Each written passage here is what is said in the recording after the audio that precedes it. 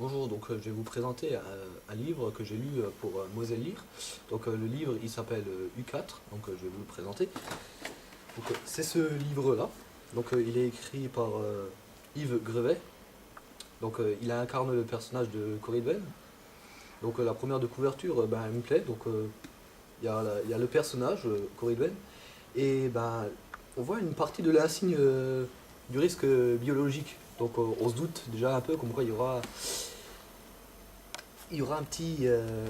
un genre de petit virus qui va, biologique, qui va toucher les habitants de la planète. Après, j'ai pas forcément lu comment ça s'appelle maintenant, le résumé à l'arrière, mais franchement, il n'y a pas besoin de le lire. Et là, en dessous, il y a les quatre personnages qui incarnent U4. U, ben, le nom du virus, et 4, c'est les quatre personnages.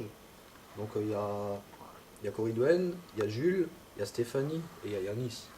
Je vous conseille d'en prendre un des deux, enfin un des quatre plutôt, et de le lire parce que franchement c'est un livre qui est très intéressant. Voilà. Et puis là, à ma droite, il y a la carabine. C'est une arme. Continue, continue.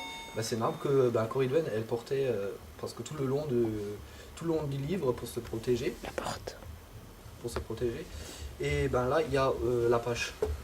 À un moment du livre, il y a des hélicoptères qui le suivent alors que eux ils sont en tracteur. Il y a un hélicoptère qui le suit parce qu'il y a une amie tout simplement qui est avec, mais elle porte un V. Elle porte un V sur le bras. Signe comme quoi les militaires se sont entre guillemets occupés d'elle. Ils lui ont mis une puce électronique pour la suivre. Et justement cet hélicoptère là va le suivre. Une bonne partie jusqu'à ce qu'ils aillent se cacher. Et puis que Corydwen décide d'éjecter cette fameuse personne du tracteur. Parce que pour limiter le danger qu'il y a avec Corydwen et son cousin Max qu'elle a emporté avec.